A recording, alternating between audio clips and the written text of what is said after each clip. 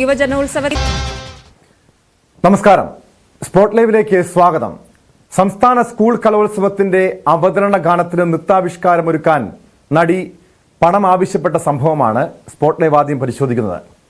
ഈ നടിക്കെതിരെ വിദ്യാഭ്യാസ മന്ത്രി വി ശിവൻകുട്ടി രൂക്ഷമായ വിമർശനവുമായി ഇന്ന് രാവിലെ രംഗത്തെത്തിയിരുന്നു. സ്കൂൾ കലോത്സവത്തിന്റെ അവതരണ ഗാനത്തിന് നൃത്താവിഷ്കാരമൊരുക്കാൻ നടി പണം ആവശ്യപ്പെട്ടതായി മന്ത്രി വെളിപ്പെടുത്തി. കുട്ടികളെ 10 മിനിറ്റ് നൃത്തം പഠിപ്പിക്കാനാണ് 5 ലക്ഷം രൂപ ആവശ്യപ്പെട്ടത്. കലോത്സവത്തിലൂടെ വന്ന സിനിമയിൽ വളർന്ന ആളിൽ നിന്നാണ് ഈ പെരുമാറ്റം ഉണ്ടായതെന്നും നടിയുടെ പേര് പരാമർശിക്കാതെ മന്ത്രി തുറന്നടിച്ചു. ഈ മാസം ഒന്നാമത്തെ ആഴ്ചയാണ് സ്കൂൾ യുവജനോത്സവം നടക്കുന്നത്. 14,000-ഓളം വന്ന കലാകാരന്മാർ പങ്കെടുക്കുകയാണ്. തിരുവനന്തപുരത്ത് എൻ്റെ ജില്ലയിൽ വെച്ചാണ് നടന്നത്. തിരുവനന്തപുരം ജില്ലയിൽ വെച്ചാണ് നടക്കുന്നത്. ഒരു അവതരണ ഗാനം ചെയ്യാറുണ്ട്. ഇപ്രാവശ്യം ഒരു അവതരണ ഗാനം ചെയ്യുന്നതിന് വേണ്ടി യുവജനോത്സവം വഴി വളർന്നു വന്ന ഒരു പ്രശസ്ത സിനിമാ നടി നമ്മുടെ കുട്ടികളെ ഒരു 10 മിനിറ്റ് ഡാൻസ് പഠിപ്പിച്ച് ആ പാട്ട് പഠിപ്പിച്ച് അവതരിപ്പിക്കുന്നതിന് വേണ്ടിയുള്ള പ്രോഗ്രാമുകൾ ചെയ്യണമെന്ന് പറഞ്ഞു. ചെയ്യാമെന്ന് സമ്മതിക്കുകയും ചെയ്തു. നിങ്ങൾ മനസ്സിലാക്കണം എത്ര അഹങ്കാരികളായി അവർ മാറുന്നു എന്നുള്ളത്. 5 ലക്ഷം രൂപയാണ് ചോദിച്ചത്. എത്ര അഹങ്കാരം, പണത്തോടുള്ള ആർത്തി ഇവർക്ക് തീർന്നില്ല എന്നുള്ളതാണ് ഏറ്റവും പ്രധാനപ്പെട്ട പ്രശ്നം. ഞാൻ പറഞ്ഞു വേണ്ടാന്ന് പറഞ്ഞു. വേറെ എത്രയോ ആൾക്കാരോട് പഠിപ്പിക്കാൻ ഉണ്ടാവും എന്നുള്ളതിനെ പറഞ്ഞ് ആ നടിയെ ഉപേക്ഷിച്ചു. നടിയുടെ പേര് ഞാൻ വെളിപ്പെടുത്തിയാൽ നാളെ പത്രങ്ങളിൽ വലിയ വാർത്തയാവുന്ന കാര്യം. ഇവരെല്ലാം എത്ര മാന്യന്മാരാണ്, എത്ര സാധാരണക്കാരാണ്. പരിപാടിക്ക് വിളിച്ചാൽ കാശ് നമുക്ക് ഇങ്ങോട്ട് തരും, അവരങ്ങോട്ട് വാങ്ങില്ല എന്നുള്ള കാര്യമാണ്. ഞാൻ നമ്മുടെ ഭഗത്തിനെ ഞങ്ങളുടെ കഴിഞ്ഞ ഓണാഘോഷത്തിന് വിളിച്ചു. കക്ഷി പ്ലെയിനിൽ വന്നു, എപ്പോഴും വന്നെന്നോ ഇവിടെ താമസിച്ചെന്നോ ഒന്നും നമുക്കറിയില്ല. പരിപാടിക്ക് കൃത്യസമയത്ത് എത്തിച്ചേർന്നു. ഞാൻ പറയുന്നത് ഈ സിനിമാ ലോകത്ത് അങ്ങനെ ഒരുപാട് കാര്യങ്ങളുണ്ട് എന്നുള്ള കാര്യം ഞാൻ സൂചിപ്പിച്ചു. എനിക്ക് വിദ്യാഭ്യാസ മന്ത്രി എന്നുള്ള നിലയിൽ എന്നെ ശരിക്കും വേദനിപ്പിച്ച ഒരു സംഭവമാണ്. വിദ്യാഭ്യാസ വകുപ്പിന് 5 ലക്ഷം രൂപ കൊടുക്കാനില്ലാത്ത കൊണ്ടൊന്നുമല്ല, ഞാൻ കൊടുക്കില്ലെന്ന് തീരുമാനിച്ചു. വേറെ എത്രയോ ഡാൻസ് ടീച്ചർമാരുണ്ട് കുട്ടികളെ ഇത് പഠിപ്പിക്കുവാൻ എന്നുള്ള കാര്യം ഞാൻ ഓർമ്മിക്കുകയാണ്.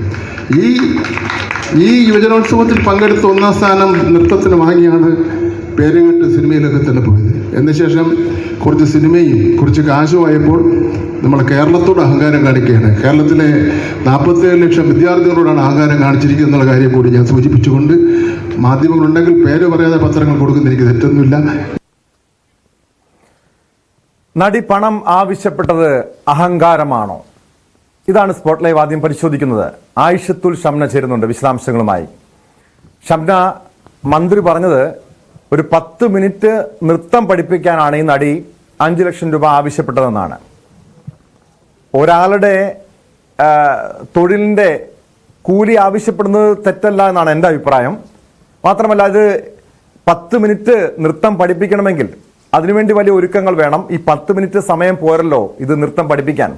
ഒരാൾ പണം ആവശ്യപ്പെടണോ, ഈ എടുക്കുന്ന തൊഴിലിന് പണം ആവശ്യപ്പെടണോ വേണ്ടോ എന്നുള്ളത് അവരുടെ ഓരോരുത്തരുടെ വ്യക്തിപരമായ ഇഷ്ടമാണ്. ഈ നടി ചെയ്തത് തെറ്റാണോ ശരിയാണോ, അവരെ മന്ത്രി അഹങ്കാരി എന്ന് വിശേഷിപ്പിക്കേണ്ട ഒരു കാര്യമുണ്ടോ ഷംന? ടോം, അത് തന്നെയാണ് ഏറ്റവും പ്രധാനപ്പെട്ട ഒരു കാര്യം. ചെയ്യുന്ന തൊഴിലിന് അതിന് കൂലി ആവശ്യപ്പെടുമ്പോൾ അതെങ്ങനെ അഹങ്കാരമായി മാറുമെന്നത് വലിയൊരു ചോദ്യം തന്നെയാണ്. ഇവിടെ മന്ത്രി പറയുന്നുണ്ട് 10 മിനിറ്റ് നൃത്തം പഠിപ്പിക്കാനാണ് 5 ലക്ഷം രൂപ ചോദിച്ചതെന്ന്. ഈ 10 മിനിറ്റ് നൃത്തം പഠിപ്പിക്കണമെങ്കിൽ അതിന് എത്ര ദിവസത്തെ അല്ലെങ്കിൽ എത്ര മണിക്കൂറിൻ്റെ പ്രയത്നം വേണമെന്ന് നമുക്ക് ചിന്തിച്ചാൽ മനസ്സിലാകുന്നതാണ്. അതിന് അവരെടുക്കുന്ന തൊഴിലിന് അവർ കൂലി ചോദിച്ചപ്പോൾ അഹങ്കാരിയായി മാറി. അതും യുവജനോത്സവത്തിലൂടെ കടന്നു വന്ന ഒരു നായിക, അതുവഴി മലയാള സിനിമയിലേക്ക് എത്തപ്പെട്ട ഒരു പ്രമുഖ നായികയാണ് ഇത്തരത്തിൽ പണം ചോദിച്ചത് എന്നാണ് മന്ത്രി പറയുന്നത്. അവർ യുവജനോത്സവത്തിലൂടെ ആണെങ്കിലും മറ്റേത് മേഖലകളിലൂടെ കടന്നു വന്ന സിനിമയിൽ എത്തപ്പെട്ട ആളാണെങ്കിലും തീർച്ചയായും അവരുടെ കഴിവ് കൊണ്ട് എത്തിപ്പെട്ട ഒരാൾ തന്നെയാണ്, ഒരു നടി തന്നെയാണ്. അപ്പോൾ ഈ കൂലി ചോദിക്കുമ്പോൾ അതെങ്ങനെ അഹങ്കാരമായി മാറുന്നത് ഏറ്റവും പ്രധാനപ്പെട്ട ചോദ്യമാണ്. അവർ ഇരിക്കുകയോ ചോദിക്കുകയോ അത് അവരുടെ ഇഷ്ടമാണ്. ഇപ്പോൾ യുവജനോത്സവത്തിലൂടെ കടന്നു വന്ന ഒരാളാണ്, അല്ലെങ്കിൽ ഈ കലോത്സവങ്ങൾ എന്ന് പറയുന്നത് എപ്പോഴും പുതുതലമുറയിലെ അല്ലെങ്കിൽ കലാകാരന്മാരെ വാർത്തെടുക്കുന്ന ഒരു നല്ല വേദിയാണ്. അപ്പോൾ ഒരു മാനുഷിക പരിഗണന വെച്ച് ഈ നടിക്ക് ഒരു പക്ഷേ ചോദിക്കാതെ ഇരിക്കാമായിരുന്നു പണം. പക്ഷെ അത് ചോദിച്ചുകൊണ്ട് ഒരിക്കലും ആ നടി ഒരു അഹങ്കാരിയായി മാറില്ല എന്ന് തന്നെയാണ് ഷംന. കാരണം അവർക്ക് വേണമെങ്കിൽ ഇതൊരു സ്കൂൾ കലോത്സവമാണ്, കുട്ടികളുടെ കഴിവ് വികസിപ്പിച്ചെടുക്കാനുള്ള ഒരു പ്രധാനപ്പെട്ട വേദിയാണ്. മന്ത്രി സൂചിപ്പിച്ചതുപോലെ ഇതേ രീതിയിൽ സ്കൂൾ കലോത്സവത്തിലൂടെ വളർന്നു വന്ന് സിനിമാ മേഖലയിൽ വളരെ തൻ്റെതായ ഒരു ഇടം സ്വന്തമാക്കി, അത് അവരുടെ കഴിവുകൊണ്ട് ഇടം സ്വന്തമാക്കിയ ഒരു നടിയാണ്. നടിയുടെ പേര് മന്ത്രി പുറത്തുവിട്ടിട്ടില്ല. ആരാണ് ഈ നടി, ആരാണ് എന്ന് സംബന്ധിച്ച് എന്തെങ്കിലും ഒരു വ്യക്തത വന്നിട്ടുണ്ടോ? ഇത് ഏതെങ്കിലും സർക്കാർ കേന്ദ്രങ്ങളിൽ നിന്നോ മറ്റോ ഈ ആരാണ് ആ നടി എന്നത് സംബന്ധിച്ചുള്ള എന്തെങ്കിലും സൂചനകളെങ്കിലും ലഭ്യമായിട്ടുണ്ടോ ഷംന? ടോം, ഈ നടി ആരാണെന്ന് മന്ത്രി വെളിപ്പെടുത്തിയിട്ടില്ലെങ്കിൽ കൂടി ഇത് നവ്യ നായർ ആണോ എന്ന തരത്തിലുള്ള ഒരു സംശയം ഇപ്പോൾ ചർച്ചയാകുന്നുണ്ട്. അതിന് കാരണം കഴിഞ്ഞ തവണ ഈ യൂണിവേഴ്സിറ്റി കലോത്സവത്തിലെ സമ്മാനദാന ചടങ്ങിൽ നവ്യ നായർ എത്തിയിരുന്നു. അന്ന് ഇത്തരത്തിൽ മന്ത്രി പരസ്യമായി തന്നെ നവ്യ നായർക്ക് നേരെ അല്ലെങ്കിൽ ഇത്തരം പ്രമുഖ നടിമാർക്ക് നേരെ മന്ത്രി പറയുകയുണ്ടായി, ഇങ്ങനെ വന്ന വഴി മറക്കരുത്, പണം ചോദിക്കാതെ അല്ലെങ്കിൽ പ്രതിഫലം വാങ്ങാതെ വരണമെന്ന തരത്തിലുള്ള മന്ത്രി സംസാരിക്കുകയുണ്ടായി. അന്ന് അതേ വേദിയിൽ വെച്ച് തന്നെയാണ് നവ്യ നായർ മന്ത്രിക്ക് മറുപടി കൊടുത്തത്. ഒരു പൈസയും വാങ്ങാതെയാണ് വന്നത് എന്ന് നവ്യ നായർ അതേ വേദിയിൽ വെച്ച് മറുപടി കൊടുക്കുന്നതും അത് പിന്നീട് വലിയ ചർച്ചകളാവുന്നതും നവ്യ നായർ കയ്യടി നേടുന്നതൊക്കെ നമ്മൾ കണ്ടതാണ്. അപ്പോൾ അത്തരത്തിൽ നവ്യ നായർ ആണോ എന്നൊരു സൂചന ഉണ്ട്. പ്രത്യേകിച്ച് നവ്യ നായർ നമുക്കറിയാം യുവജനോത്സവത്തിലൂടെ മലയാള സിനിമയിലേക്ക് വന്ന ഒരാളാണ്, നല്ല ഡാൻസറാണ്. അപ്പോൾ അത്തരത്തിൽ നവ്യ നായരിലേക്കാണ് ഇപ്പോൾ ഈ ഒരു വാക്കുകൾ മന്ത്രിയുടെ ഈ ഒരു വാർത്ത സൂചിപ്പിക്കുന്നത്. എന്നാൽ അത്തരത്തിൽ നവ്യയാണ് എന്ന തരത്തിലുള്ള ഒരു വ്യക്തതയും ഇതിന് ലഭിച്ചിട്ടില്ല കേട്ടോ. എന്തായാലും നമ്മൾ എടുത്തു പറയേണ്ട ഒരു കാര്യം, ഈ യുവജനോത്സവങ്ങളിൽ നമുക്കറിയാം ഈ ഡാൻസ് പഠിപ്പിക്കാൻ വരുന്ന നടന്മാരോ അല്ലെങ്കിൽ നടിമാരോ അവർ മാത്രമല്ല, അതല്ലാണ്ട് ഇതിൻ്റെ വളണ്ടിയേഴ്സ് ഉൾപ്പെടെ പലരും സർക്കാർ മേഖലകളിൽ അല്ലെങ്കിൽ സർക്കാർ ജീവനക്കാരാണ്. ഇവരാരും തന്നെ കൂലി വാങ്ങാതെയല്ല ഈ യുവജനോത്സവമാണ് അല്ലെങ്കിൽ ഇത് സർക്കാർ നടത്തുന്ന ഒരു പരിപാടിയാണ്, കുട്ടികളുടെ പരിപാടിയാണെന്ന് വിചാരിച്ചിട്ട് ഇവരാരും കൂലി വാങ്ങാതെയല്ല ഇതിലൊന്നും ജോലി ചെയ്യുന്നത്. അപ്പോൾ ഈ നൃത്തം പഠിപ്പിക്കാൻ വരുന്ന നടിയും തീർച്ചയായും അവർ അവിടെ ജോലി ചെയ്യാൻ വരുന്നതാണ്. അതിന് പ്രതിഫലം ചോദിക്കുന്നതിന് ഒരിക്കലും നമുക്ക് തെറ്റ് പറയാൻ കഴിയില്ല എന്ന് തന്നെയാണ് എടുത്തു പറയേണ്ടത്. തീർച്ചയായും നമുക്കറിയാം. പക്ഷേ ഇതിനകത്ത് യാതൊരു പ്രതിഫലവും വാങ്ങാതെ സംസ്ഥാന സർക്കാരിൻ്റെ വിവിധ ബ്രാൻഡ് അംബാസഡർമാരായി പ്രവർത്തിക്കുന്നവരുണ്ട്. അതുപോലെ ഉദ്ഘാടന ചടങ്ങിലൊക്കെ യാതൊരു പ്രതിഫലവും വാങ്ങാത്ത പല സൂപ്പർ താരങ്ങളുമുണ്ട്. നമുക്കറിയാം ഈ അടുത്തിടെ കൊച്ചിയിൽ നടന്ന സംസ്ഥാന സ്കൂൾ കായികമേളയിൽ മമ്മൂട്ടിയായിരുന്നു അതിൻ്റെ ഒരു പ്രധാനപ്പെട്ട ഒരു മുഖ്യാതിഥിയായിരുന്നത്. മമ്മൂട്ടിയായിരുന്നു. PR ശ്രീജേഷ് ഈ സംസ്ഥാന സ്കൂൾ കായികമേളയിൽ വളരെ സജീവമായി അദ്ദേഹം ഉദ്ഘാടന ചടങ്ങിലൊക്കെ പങ്കെടുത്തതാണ്. അവരൊക്കെ ഇതുപോലെ പ്രതിഫലം ഒരുപക്ഷെ വാങ്ങാനുള്ള സാധ്യതയും കുറവാണ്. അത് ഓരോരുത്തരുടെയും വ്യക്തിപരമായ ഇഷ്ടമാണ്. നമുക്കറിയാം ഇത് അങ്ങനെയല്ല. നൃത്താവിഷ്കാരം ഒരുക്കാൻ 10 മിനിറ്റ് ഒരുക്കുക, അതിന് കുട്ടികളെ സജ്ജരാക്കുക, അതിനുവേണ്ടി നേരത്തെ ഷംന സൂചിപ്പിച്ചതുപോലെ മണിക്കൂറുകളുടെ പ്രയത്നമുണ്ട്, യാത്രാ ചെലവുണ്ട്. അത് ഓരോരുത്തരുടെയും വ്യക്തിപരമായ ഒരു കാര്യം തന്നെയാണ്. ഇത് വാങ്ങണോ വേണ്ടയോ, ഇത് പ്രതിഫലം വാങ്ങണോ വേണ്ടയോ എന്നത്. ഈ മന്ത്രിയുടെ പ്രതികരണത്തിൽ കൂടുതൽ ആളുകളുടെ അല്ലെങ്കിൽ ഈ സിനിമ ചലച്ചിത്ര രംഗത്തുള്ള ആരുടെങ്കിലും പ്രതികരണം പുറത്തു വന്നിട്ടുണ്ടോ? ടോം, അത്തരത്തിൽ ഔദ്യോഗികമായി ആരും തന്നെ പ്രതികരിച്ചിട്ടില്ല. ഇത്തരത്തിൽ നേരത്തെ സൂചിപ്പിച്ച പോലെ തന്നെ പ്രതിഫലം വാങ്ങാതെയും യുവജനോത്സവത്തിനും മറ്റു പരിപാടികൾക്കും സർക്കാർ പരിപാടികൾക്കൊക്കെ വരുന്നവരുണ്ട്. ഈ മന്ത്രിയുടെ വാക്കുകൾ മന്ത്രി തന്നെ സൂചിപ്പിക്കുന്നുണ്ട്. ഫഹദ് ഫാസിൽ കഴിഞ്ഞ തവണത്തെ ഓണാഘോഷ പരിപാടിയിൽ എത്തിയപ്പോൾ എവിടെയാണ് താമസിച്ചതെന്നോ എങ്ങനെയാണ് വന്നതെന്നോ ഒന്നും അറിഞ്ഞിട്ടില്ല, ഒന്നും ആവശ്യപ്പെട്ടിട്ടില്ല എന്ന തരത്തിൽ അത്തരം നല്ല ആളുകളും സിനിമയിൽ ഉണ്ട് എന്ന് കൂടി മന്ത്രി എടുത്തു പറയുന്നുണ്ട്. അപ്പോൾ ഈ പ്രതിഫലം ചോദിക്കുമ്പോൾ അവർ മോശക്കാരാവുന്നു അല്ലെങ്കിൽ അവർ അഹങ്കാരികളാവുന്നു. അതൊന്നും ചോദിക്കാതെ സർക്കാർ എന്ത് പരിപാടിക്ക് വിളിച്ചാലും അല്ലെങ്കിൽ സർക്കാരിൻ്റെ പരിപാടിക്ക് വിളിച്ചാൽ പ്രതിഫലം വാങ്ങാതെ വന്ന് അത് സർക്കാരിന് ആവശ്യപ്പെട്ട പോലെ അല്ലെങ്കിൽ അവരാവശ്യപ്പെടുന്ന പോലെ ഭംഗിയായി ചെയ്തു കൊടുക്കുന്നവർ മാത്രമാണ് നല്ലത് എന്നുള്ള ഒരു വ്യാഖ്യാനം കൂടി മന്ത്രിയുടെ ആ പ്രസംഗത്തിലുണ്ട്. അത് നമുക്ക് തീർച്ചയായിട്ടും കാണാനും സാധിക്കും. പക്ഷേ അപ്പോഴും എടുത്തു പറയേണ്ട ഒരു കാര്യം, ഈ മറ്റു പരിപാടി പോലെ അല്ലെങ്കിൽ ഒരു ഉദ്ഘാടന ചടങ്ങ് പോലെ അല്ല ഈ ഒരു നൃത്താവിഷ്കാരം എന്ന് പറഞ്ഞാൽ. അതിന് എത്രയോ മണിക്കൂറുകളുടെ പ്രയത്നമുണ്ട്. അതിൻ്റെ നമുക്കറിയാം, ഓരോ ഡാൻസിന് അതിൻ്റെ കോസ്റ്റ്യൂം ഉൾപ്പെടെ അത്തരത്തിൽ വളരെ ഭംഗിയായി നമുക്ക് മുമ്പിൽ എത്തണമെങ്കിൽ ഒരു 10 മിനിറ്റിന് അവർ എടുക്കുന്ന ഒരു പ്രയത്നം അത് വളരെ വലുതാണ്. അപ്പോൾ അത് എങ്ങനെ ഇപ്പോൾ ഈ പ്രമുഖ നടി പണം ചോദിച്ചോ ഇല്ലയോ എന്നതിനപ്പുറത്തേക്ക് അവരെന്തിന് മന്ത്രി അഹങ്കാരി എന്ന് വിളിച്ചു, അതാണ് ഏറ്റവും കൂടുതൽ ചർച്ചാ വിഷയമായിക്കൊണ്ടിരിക്കുന്നത് കേട്ടോ.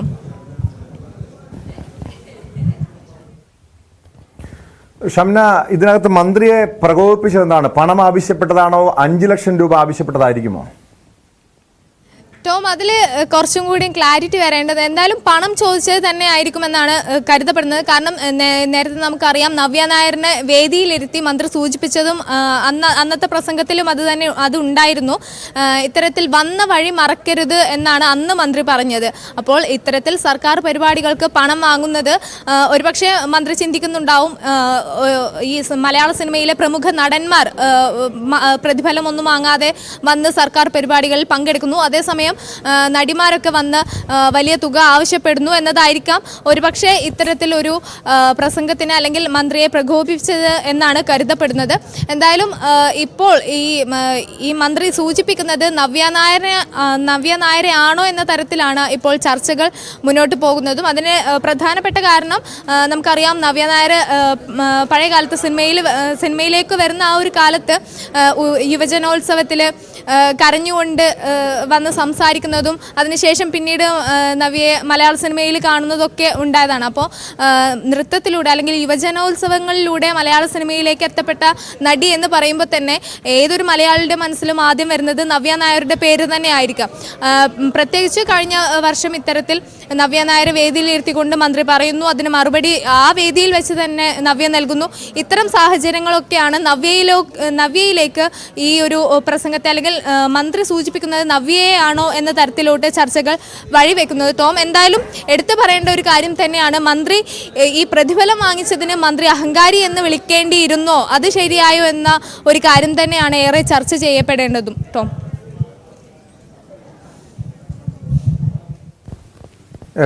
വ്യക്തമാണ്. തീർച്ചയായും ഷംന സൂചിപ്പിച്ചതുപോലെ ഈ ഒരു പ്രതിഫലം ചോദിച്ചതിന്റെ പേരിൽ മന്ത്രി ഒരു നടിയെ അഹങ്കാരി എന്ന് വിശേഷിപ്പിക്കേണ്ടിയിരുന്നോ?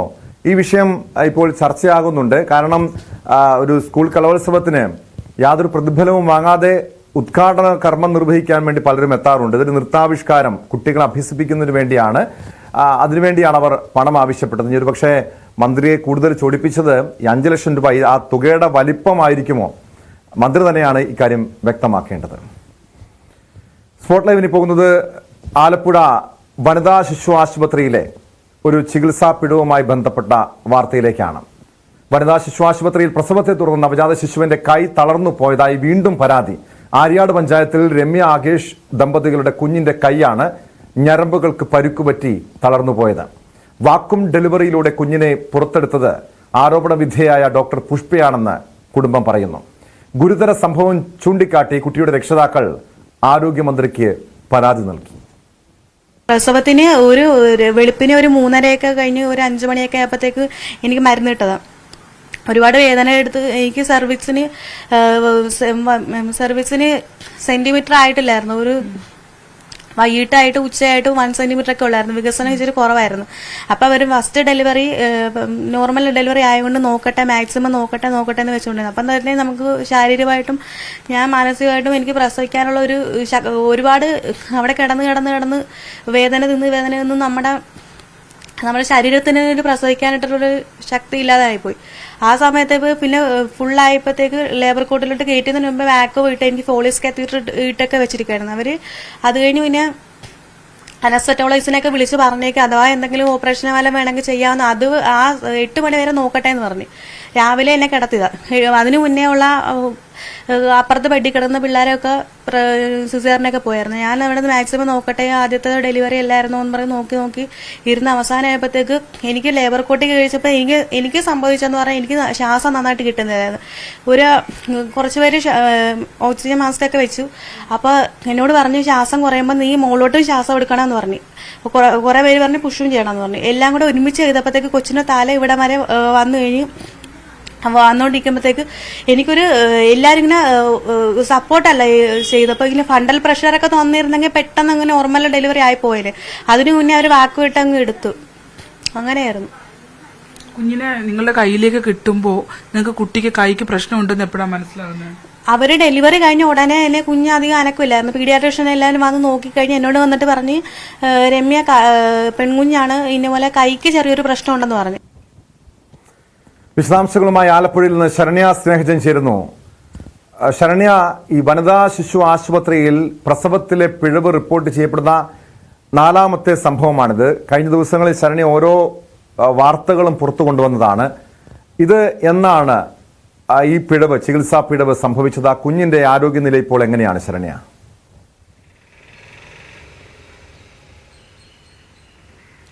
ടോമ, ഒക്ടോബർ 2-നാണ് ആര്യാട് സ്വദേശികളായ രമ്യ ആകേഷ് ദമ്പതികൾക്ക് ഒരു പെൺകുഞ്ഞ് WRC ആശുപത്രിയിൽ ജനിക്കുന്നത്.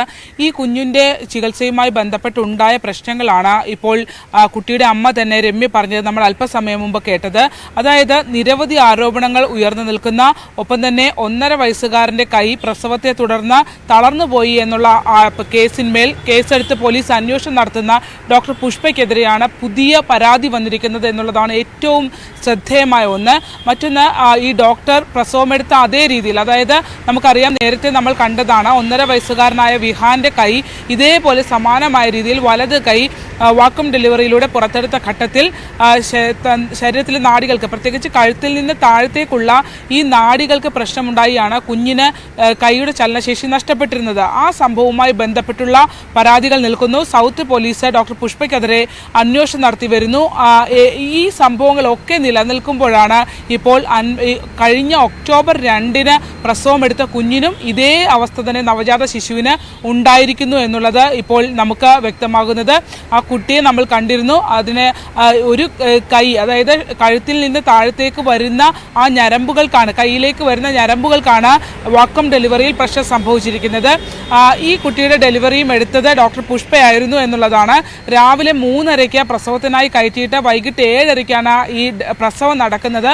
ഈ സംഭവവുമായി ബന്ധപ്പെട്ട് കുട്ടിയെ വാക്വം ചെയ്ത് പുറത്തെടുക്കുന്ന ഘട്ടത്തിലാണ് കുട്ടിക്ക് പരിക്ക് പറ്റിയതെന്ന് തെളിയിക്കുന്ന മെഡിക്കൽ രേഖകളും നമുക്ക് ലഭ്യമായിരുന്നു. അതായത് ഈ കുട്ടിയെ WRC ആശുപത്രിയിൽ നിന്നും പിന്നീട് മെഡിക്കൽ കോളേജിലേക്ക് റെഫർ ചെയ്തിരുന്നു. മെഡിക്കൽ കോളേജിലെ ഓർത്തോ പീഡിയാട്രിഷ്യൻ കേസ് ഷീറ്റിൽ രേഖപ്പെടുത്തിയിരിക്കുന്നത് കുട്ടിക്ക് സംഭവിച്ചിട്ടുള്ളത് ബ്രാക്കിയൽ പ്ലെക്സസ് ഇഞ്ചുറി എന്ന നെർവിനുണ്ടാകുന്ന പരിക്കാണ് എന്നുള്ളതാണ്. അതുമൂലം എർത്ത് പാൾസി എന്ന അവസ്ഥയിലേക്ക് കുട്ടി എത്തിയിരിക്കുന്നു എന്നുള്ള കാര്യമാണ്. ഇത് പ്രസവ സമയത്തുണ്ടാകുന്ന പരിക്കാണ്. അതാണ് അദ്ദേഹം ആ ചികിത്സാ രേഖകളിൽ കാണിക്കുകയും ചെയ്തിരിക്കുന്നത്.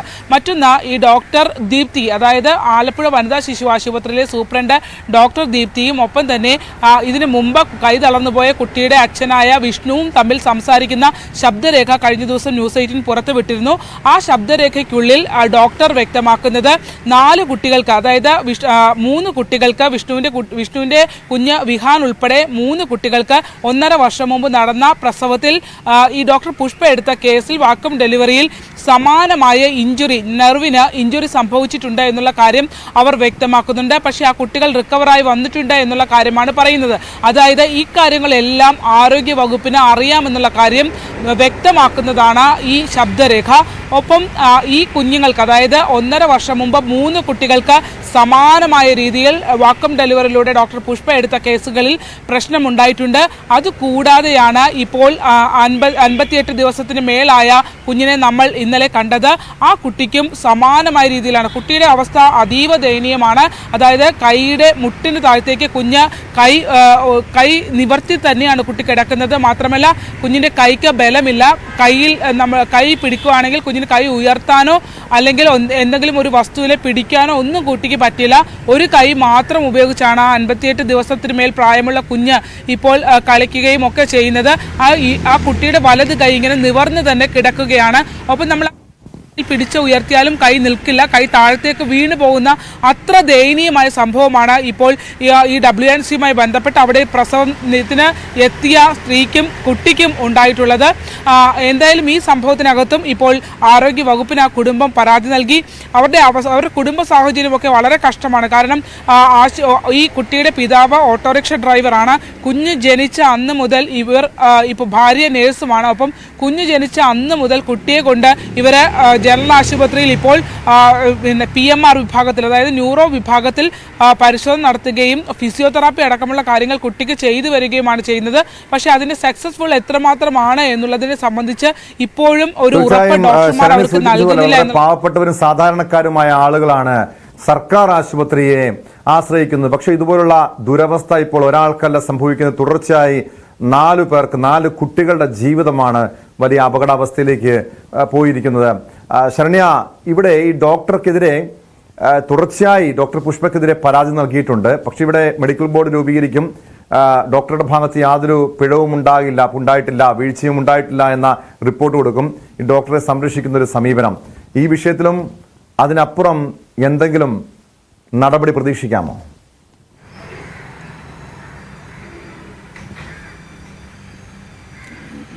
ടോമെ, ഇതിനകത്ത് ഏറ്റവും പ്രസക്തമായ കാര്യമെന്ന് പറയുന്നത് ഈ ആശുപത്രിയെ സംബന്ധിച്ചിടത്തോളം ഉള്ള ചില കണക്കുകളാണ്. അതായത് ആരോഗ്യ വകുപ്പിനാണെങ്കിലും ഒക്കെ ഇവർ നൽകേണ്ട അറ്റൻഡ് ചെയ്യുന്ന കേസുകളുടെ എണ്ണം, ഒപ്പം തന്നെ നടക്കുന്ന ഡെലിവറികളുടെ എണ്ണം, ഇതൊക്കെ കൃത്യമായ ആശുപത്രിയുടെ ഒരു നിലനിൽപ്പിന് തന്നെ ഗുണകരമാകുന്ന രീതിയിലുള്ള കാര്യമാണ്.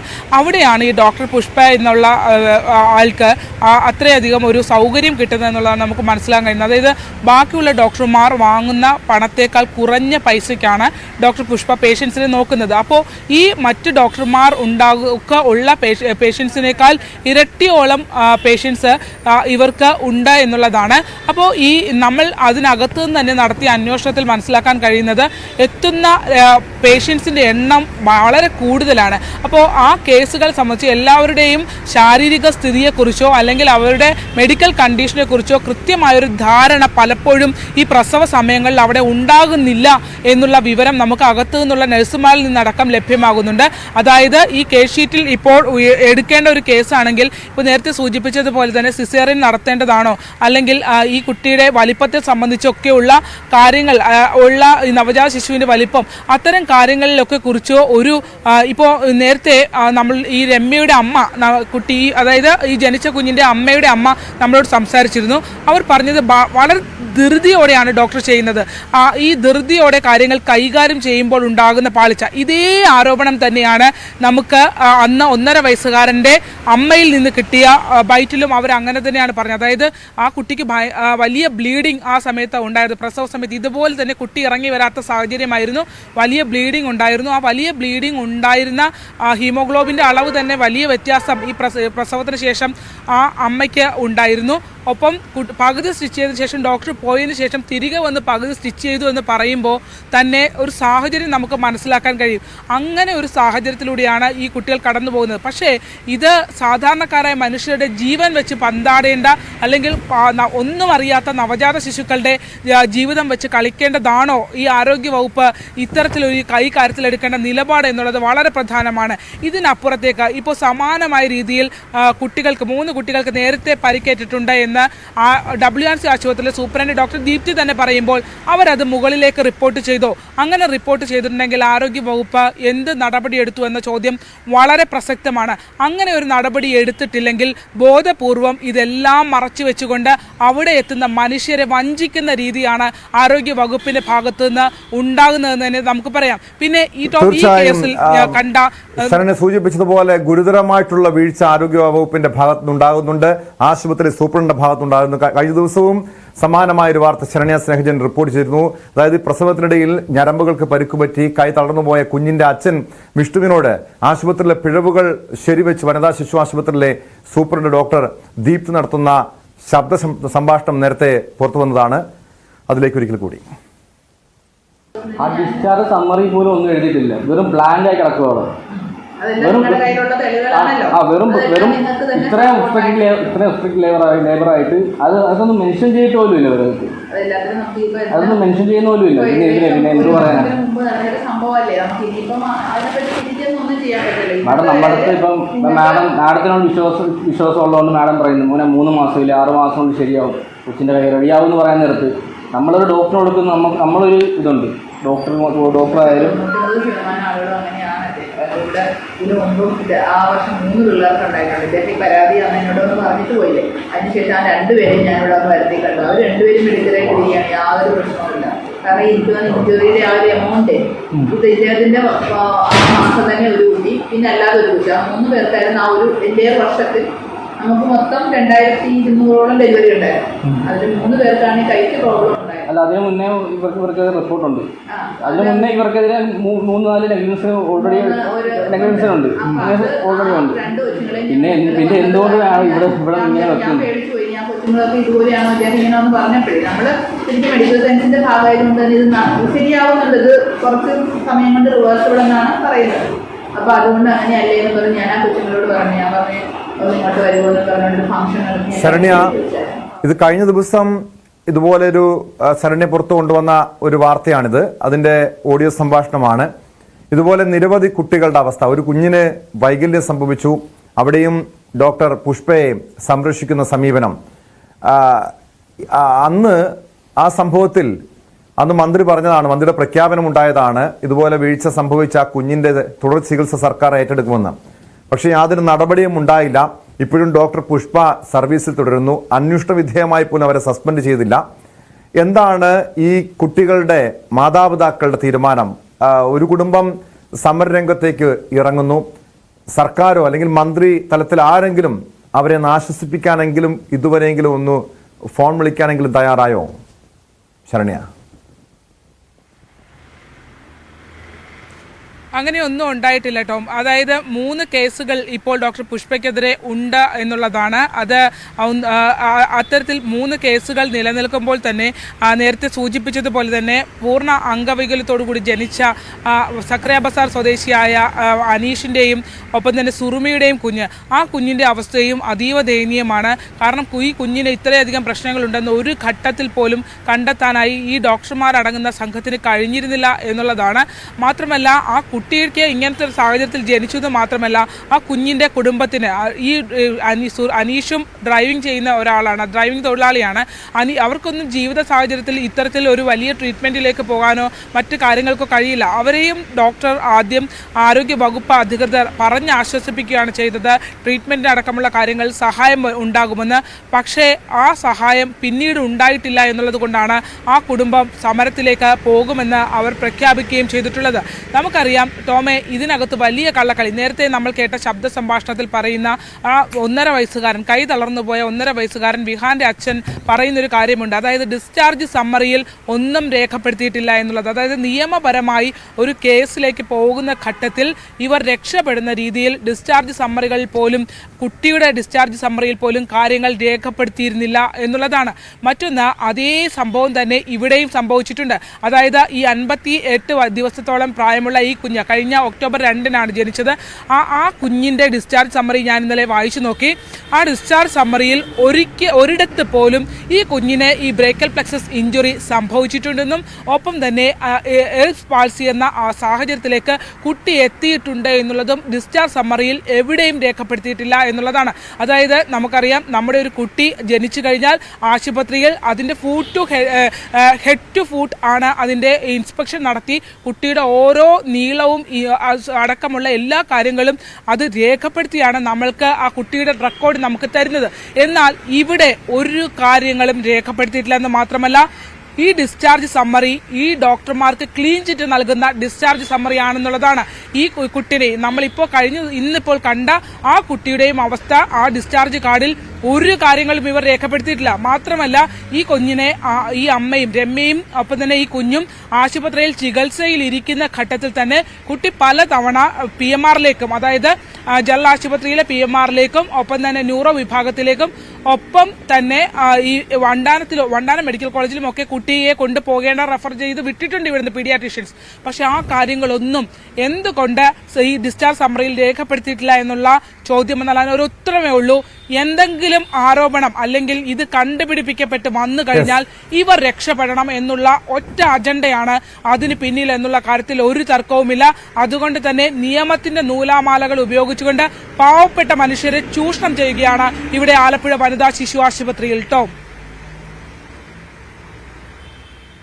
അതാണ് ശരണ്യ സ്നേഹജൻ സൂചിപ്പിച്ചതുപോലെ പാവപ്പെട്ട ആളുകളെ ചൂഷണം ചെയ്യുന്നു. അടിക്കടി ഇതുപോലുള്ള വീഴ്ചകൾ ഉണ്ടായിട്ടും ഡോക്ടർ പുഷ്പയെ സംരക്ഷിക്കുന്ന സമീപനം കഴിഞ്ഞ 1.5 വർഷത്തിനിടെ 4 കുട്ടികൾക്കാണ് ഇതുപോലെ വൈകല്യങ്ങൾ സംഭവിച്ചത്. ഡോക്ടർ പുഷ്പയ്ക്കെതിരെ നടപടി സ്വീകരിക്കാൻ സർക്കാർ ആരോഗ്യവകുപ്പ് തയ്യാറാകണം. എൻ പ്രശാന്ത് IAS കുറ്റാരോപണ മെമ്മോ നൽകിയ സംഭവമാണ് സ്പോട്ട് ലൈവിനെ പരിശോധിക്കുന്നത്. ഉന്നത ഉദ്യോഗസ്ഥനെതിരെ സമൂഹ മാധ്യമങ്ങളിലൂടെ തെറ്റായ പരാമർശം നടത്തിയെന്നാണ് ചീഫ് സെക്രട്ടറി ശാരദാ മുരളീധരൻ നൽകിയ മെമ്മോയിലെ പരാമർശം. പ്രശാന്തിന് നിലവിൽ സസ്പെൻഷനിലാണ്. എൻ പ്രശാന്തിനെതിരെയുള്ള ചാർജ് മെമ്മോയുടെ പകർപ്പ് ന്യൂസ് 8 ലഭിച്ചു. സർക്കാർ പരസ്യം പങ്കുവച്ചതടക്കം കുറ്റമെന്ന് ചാർജ് മെമ്മോയിൽ പറയുന്നുണ്ട്. ജയതിലകനെതിരെയും കെ ഗോപാലകൃഷ്ണനെതിരെയും അപകീർത്തിപരമായ പരാമർശം നടത്തിയെന്നും ചാർജ് മെമ്മോയിലുണ്ട്. വിശദാംശങ്ങളുമായി വി വിനോദ് ചേരുന്നു. വിനോദ്, ഒരേ സമയം 2 ഉദ്യോഗസ്ഥരുടെ ഭാഗത്താണ് ഈ ഗുരുതരമായ വീഴ്ച ഈ സമീപകാലത്തുണ്ടായത്. കെ ഗോപാലകൃഷ്ണന്റെ ഭാഗത്തും എൻ പ്രശാന്തിനും. ഇവിടെ പ്രശാന്തിന് മാത്രം കുറ്റാരോപണ മെമ്മോ നൽകി. പ്രശാന്തിന് മാത്രമാണോ കുറ്റാരോപണ മെമ്മോ നൽകിയിട്ടുള്ളത്? ഇതിൽ എന്തൊക്കെ കാര്യങ്ങളാണ് വ്യക്തമാക്കുന്നത്? ടോം, 2 ഉദ്യോഗസ്ഥർക്കും ഈ ചാർജ് മെമ്മോ നൽകിയിട്ടുണ്ട്. പക്ഷേ വ്യത്യസ്തമാണ് കാര്യങ്ങൾ എന്നതാണ് നമുക്ക് മനസ്സിലാക്കാൻ കഴിയുന്നത്. കാരണം കെ ഗോപാലകൃഷ്ണൻ ചെയ്തത് വലിയ തെറ്റാണ്, ഗുരുതരമായ തെറ്റാണ് എന്ന് നേരത്തെ തന്നെ ചീഫ് സെക്രട്ടറി സർക്കാരിന് കൈമാറിയ റിപ്പോർട്ടിൽ വ്യക്തമാക്കിയിരുന്നു. പോലീസ് അന്വേഷണത്തിൽ അത് കണ്ടെത്തുകയും ചെയ്തിരുന്നു. മതാടിസ്ഥാനത്തിൽ വാട്സപ്പ് ഗ്രൂപ്പുകൾ ഉണ്ടാക്കുകയും അതിൽ IAS ഉദ്യോഗസ്ഥരെ ആഡ് ചെയ്യുകയുമാണ് ചെയ്തത്. പിന്നീട് ഈ ഉദ്യോഗസ്ഥരിൽ പലരും ഇതിനോടുള്ള എതിർപ്പ് പ്രകടിപ്പിച്ചതോടെയാണ് ഗ്രൂപ്പുകൾ ഡിലീറ്റ് ചെയ്തത്. തുടർന്ന് പോലീസിൽ പരാതി നൽകുകയും ചെയ്തു. ആ പരാതി വ്യാജമാണെന്ന് തെളിഞ്ഞ സാഹചര്യം കൂടി നിലനിൽക്കുന്നുണ്ട്. പക്ഷേ കഴിഞ്ഞ ദിവസം ഗോപാലകൃഷ്ണന് ചാർജ് മെമ്മോ നൽകുമ്പോൾ ഇതൊന്നും തന്നെ അതിൽ പറയുന്നില്ല. മല്ലു ഹിന്ദു ഓഫീസേഴ്സ് എന്ന പേരിൽ ഒരു വാട്സപ്പ് ഗ്രൂപ്പ് തുടങ്ങിയതോ പിന്നീട് അത് വിവാദമായപ്പോൾ മുസ്ലിം ഗ്രൂപ്പ് തുടങ്ങിയതോ ഇത്തരം കാര്യങ്ങളൊന്നും തന്നെ ചീഫ് സെക്രട്ടറിയുടെ ചാർജ് മെമ്മോയിൽ പറയുന്നില്ല. മാത്രമല്ല തുടർന്നിനിയുള്ള കാര്യങ്ങളിൽ ഗോപാലകൃഷ്ണന് വലിയ നിയമയുദ്ധമൊന്നും നടത്താതെ തന്നെ അദ്ദേഹത്തിന് സർവീസിലെത്താൻ കഴിയുന്ന തരത്തിലുള്ള ഒരു ചാർജ് മെമ്മോ എന്ന തരത്തിലാണ് പൊതുവിൽ ഇതിനെ വിലയിരുത്തുന്നത്. അവിടെയാണ് പ്രശാന്തിൻ്റെ കാര്യത്തിൽ കാര്യങ്ങൾ വ്യത്യസ്തമാകുന്നത്. ജയതിലകുമായുള്ള തർക്കമുണ്ടായിരുന്നു, ഗോപാലകൃഷ്ണനെ വിമർശിക്കുന്ന സാഹചര്യമുണ്ടായിരുന്നു. ഇതെല്ലാം തന്നെ സോഷ്യൽ മീഡിയയിലൂടെയും മറ്റ് മാധ്യമങ്ങളിലൂടെയും എൻ പ്രശാന്ത് പലകുറി വ്യക്തമാക്കുകയും ചെയ്തു. തന്നോടുള്ള വ്യക്തിവൈരാഗ്യം ജയതിലക് തീർക്കുകയാണ്, അതിൻ്റെ പേരിൽ ഇല്ലാ കഥകൾ മെനയുന്നു എന്നതായിരുന്നു പ്രധാനമായും പ്രശാന്തിൻ്റെ ആരോപണം. ഫയലുകൾ സംബന്ധിച്ച് താൻ കൈവശം വെച്ചിരുന്നു എന്ന ജയതിലകിൻ്റെ അല്ലെങ്കിൽ ജയതിലക് ഒരു സ്ഥാപനത്തിന് അങ്ങനെ ഒരു വാർത്ത നൽകി. അക്കാര്യങ്ങളെല്ലാം ഖണ്ഡിച്ചുകൊണ്ട് തന്നെ പ്രശാന്ത് രംഗത്ത് വന്നു. മാത്രമല്ല അന്നത്തെ വകുപ്പ് മന്ത്രി കെ രാധാകൃഷ്ണൻ താൻ ഫയലുകൾ മടക്കി നൽകിയ കാര്യം ഓർത്ത് പിന്നീട് പറഞ്ഞ കാര്യം കൂടി പ്രശാന്ത് കുറിക്കുകയും ചെയ്തു. പക്ഷേ പരസ്യമായി അങ്ങനെ ഒരു വിഴുപ്പലക്കലിലേക്ക് പോകണമായിരുന്നു. പ്രത്യേകിച്ച് ഈ IAS ഉദ്യോഗസ്ഥർ, ഏറ്റവും ഉന്നത സ്ഥാനത്ത് തുടരുന്ന ഉദ്യോഗസ്ഥർ ഇത്തരത്തിലുള്ള വിഴുപ്പലക്കലിലേക്ക് പോകണമായിരുന്നു എന്നതായിരുന്നു പ്രധാനപ്പെട്ട ചോദ്യം.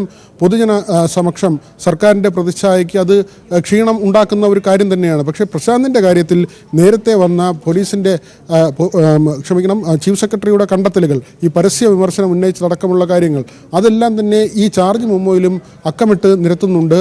കാംകോയുടെ പരസ്യം പോലും ഫേസ്ബുക്കിലൂടെ പ്രചരിപ്പിച്ചുകൊണ്ട് എതിരാളികളെ അല്ലെങ്കിൽ എതിർ സ്ഥാനത്ത് നിർത്തിയ ജയതിലക് പോലുള്ള ഉദ്യോഗസ്ഥരെ അപമാനിക്കുന്നതിനും ആക്ഷേപിക്കുന്നതിനും പ്രശാന്ത് ശ്രമിച്ചു എന്നതാണ്. കാരണം ഈ പരസ്യം പോസ്റ്റ് ചെയ്യുമ്പോൾ കളപറിക്കാൻ പോകുന്നു കർഷകനാണ് എന്ന് പറയുമ്പോൾ ആ ഒരു പരസ്യം കാംകോ പുറത്തിറക്കിയ പരസ്യമാണ്. അത് പ്രശാന്ത് ഉപയോഗിക്കുമ്പോൾ അതിന് മറ്റൊരു ധ്വനി വന്നു.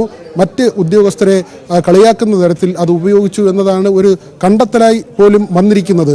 അതോടൊപ്പം മറ്റ് IAS ഉദ്യോഗസ്ഥരെ അപമാനിച്ചു, അത് IASകാർക്കിടയിൽ ഭിന്നത ഉണ്ടാക്കാൻ ഇടയാക്കി തുടങ്ങിയ കാര്യങ്ങളെല്ലാം തന്നെ പ്രശാന്തിനെതിരെയുള്ള ചാർജ് മെമ്മോയുടെ ഭാഗമായി പറയുന്നുണ്ട്. അതേസമയമാണ് ഫോണുകൾ പലകുറി ഫോർമാറ്റ് ചെയ്യുകയും അതിലെ തെളിവുകളെല്ലാം നശിപ്പിക്കുകയും പോലീസ് ആവശ്യപ്പെട്ടിട്ടും ഫോൺ നൽകാതിരിക്കുകയും ആദ്യം ഈ വിവാദ ഗ്രൂപ്പ് ഉണ്ടായി എന്ന് പറയുന്ന ഫോൺ അത് നൽകാതെ മറ്റൊരു ഫോൺ അന്വേഷണ സംഘത്തിന് കൈമാറുകയും ഒക്കെ ചെയ്ത ഗോപാലകൃഷ്ണനെതിരെയുള്ള ചാർജ് മെമ്മോയിൽ പറയുന്നത് ഒരേ ഒരു കാര്യമാണ്, IAS ഉദ്യോഗസ്ഥർക്കിടയിൽ ഭിന്നത ഉണ്ടാക്കാൻ ശ്രമിച്ചു, അതിനുള്ള നീക്കമായിരുന്നു, അല്ലെങ്കിൽ അങ്ങനെ ഒരു നീക്കമായി ഇതിനെ കണക്കാക്കണം എന്ന കാര്യമാണ് ചാർജ് മെമ്മോയുടെ ഭാഗമായി പറയുന്നത്. രണ്ട് ഉദ്യോഗസ്ഥർക്ക് രണ്ട് നീതി എന്ന കാര്യം ഇതിൽ വ്യക്തമാകുന്നു. പക്ഷേ ഈ കേസുകളുടെ ആദ്യത്തെ ഒരു ഘട്ടം പരിശോധിച്ചാൽ പ്രശാന്തിനെതിരെ ചീഫ് സെക്രട്ടറിയുടെ ഒരു അന്വേഷണമെങ്കിലും ഉണ്ടായിരുന്നു. ഗോപാലകൃഷ്ണനെതിരെ അങ്ങനെ ഒരു അന്വേഷണം പോലും വേണ്ടി വന്നില്ല. കാരണം പോലീസ് അന്വേഷണത്തിന്റെ ഭാഗമായി ഇപ്പോൾ വളരെ പ്രധാനപ്പെട്ട ഒരു വാർത്ത കാസർഗോഡ് നിന്ന് വരുന്നുണ്ട്. കാസർഗോഡ് കാഞ്ഞങ്ങാട് മൻസൂർ ആശുപത്രിയിൽ വിദ്യാർത്ഥിനിയുടെ ആത്മഹത്യാ ശ്രമത്തിൽ വലിയ രീതിയിലുള്ള പ്രതിഷേധം അരങ്ങേറുകയാണ്. നേരത്തെ SFI നടത്തിയ മാർച്ച് സംഘർഷത്തിൽ കലാശിച്ചിരുന്നു. ആശുപത്രിയിലേക്ക് തള്ളിക്കയറാൻ ശ്രമിച്ച പ്രവർത്തകരെ പിരിച്ചുവിടാൻ പോലീസ് ലാത്തി ചാർജ് നടത്തി. ഒരു വിദ്യാർത്ഥിക്കും പോലീസുകാരനും പരിക്കേറ്റിരുന്നു. ഇപ്പോൾ യൂത്ത് കോൺഗ്രസ് പ്രവർത്തകർ കാസർഗോഡ് പ്രതിഷേധം നടത്തുകയാണ്. ഈ വിഷയത്തിൽ കുറ്റക്കാർക്കെതിരെ നടപടി സ്വീകരിക്കണമെന്നാണ് സമരക്കാരുടെ ആവശ്യം. ഒരു പാവപ്പെട്ട വിദ്യാർത്ഥിനിയെ ഇവിടെ കെട്ടിത്തൂക്കി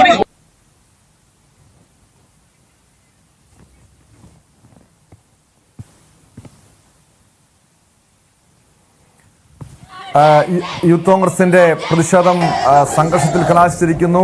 പ്രവർത്തകർക്ക് നേരെ പോലീസ് ലാത്തി ചാർജ് പ്രയോഗിച്ചു. ഒരു യൂത്ത് കോൺഗ്രസ് പ്രവർത്തകന് തലയ്ക്ക് സാരമായ പരിക്കുണ്ട്. ഇപ്പോഴും പ്രതിഷേധം തുടരുകയാണ്.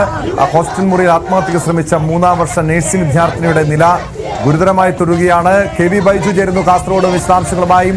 ബൈജു, നേരത്തെ രാവിലെ SFIയുടെ പ്രതിഷേധം വലിയ സംഘർഷത്തിൽ കലാശിച്ചിരുന്നു. ഇപ്പോൾ യൂത്ത് കോൺഗ്രസ് പ്രവർത്തകരുടെ പ്രതിഷേധം തുടരുന്നു. എന്താണ് ഏറ്റവും ഒടുവിൽ അവിടെ നിന്നും റിപ്പോർട്ട് ചെയ്യാൻ കഴിയുന്ന കാര്യം?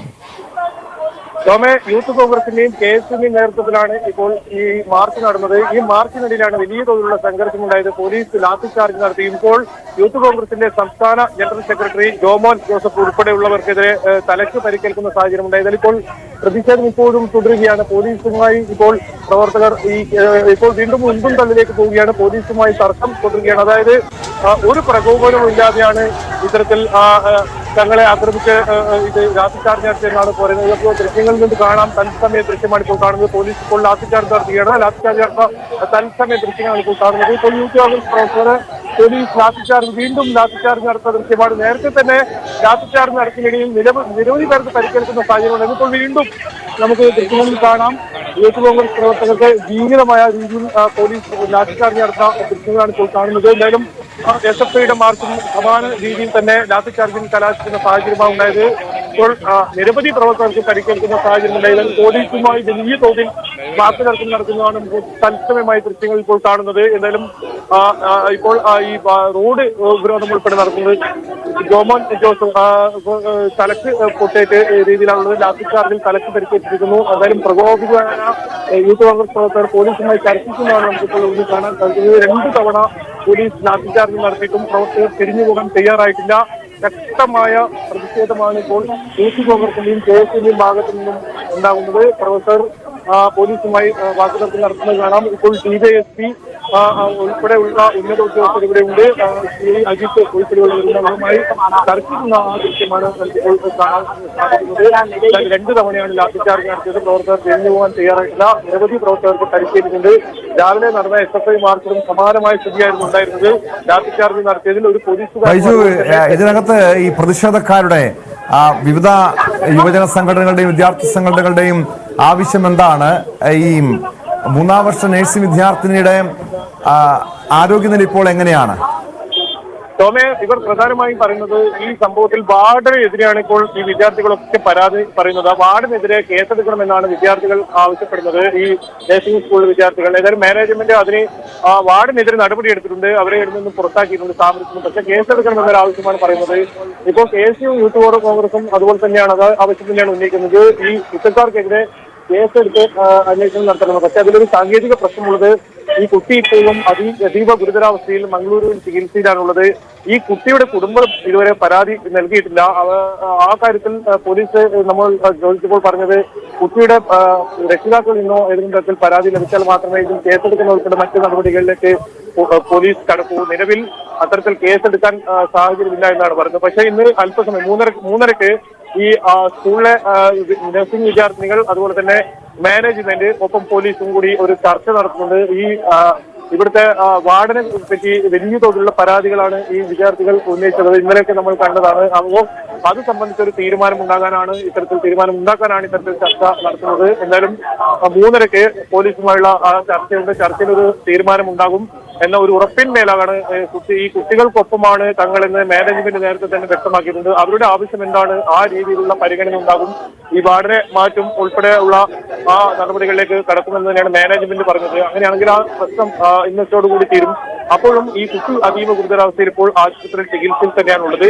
എന്തായാലും അത് സംബന്ധിച്ച് കൂടുതൽ കാര്യങ്ങൾ അറിയേണ്ടതുണ്ട്. ഇനി എന്ത് സാഹചര്യത്തിലാണ് ഇത്തരത്തിൽ ഒരു കുട്ടി ആത്മഹത്യാ ശ്രമം നടത്തിയെന്നൊക്കെ കാര്യങ്ങൾ. ഏതായാലും ഇപ്പോൾ മാർച്ച് അവർ കുത്തിയിരുന്നുകൊണ്ട് മുദ്രാവാക്യം വിളിക്കുന്നതാണ് നമുക്കിപ്പോൾ കാണാൻ സാധിക്കുന്നത്. അങ്ങനെ ബൈജു, ഈ വാർഡിനെതിരെ ഇതിന് മുൻപ് ഈ പെൺകുട്ടി പരാതി നൽകിയിരുന്നു. അന്ന് ഈ ആശുപത്രി അധികൃതരുടെ ഭാഗത്തുനിന്ന്, കോളേജ് അധികൃതരുടെ ഭാഗത്തുനിന്ന് ഇവർക്കെതിരെ യാതൊരു നടപടിയും സ്വീകരിച്ചില്ല എന്നൊരു ആക്ഷേപമുണ്ടോ? എന്താണ് മറ്റേ ഈ സഹപാഠികൾ, ഈ കുട്ടിയുടെ സഹപാഠികളൊക്കെ ഈ വിഷയത്തിൽ പ്രതികരിക്കുന്നത്?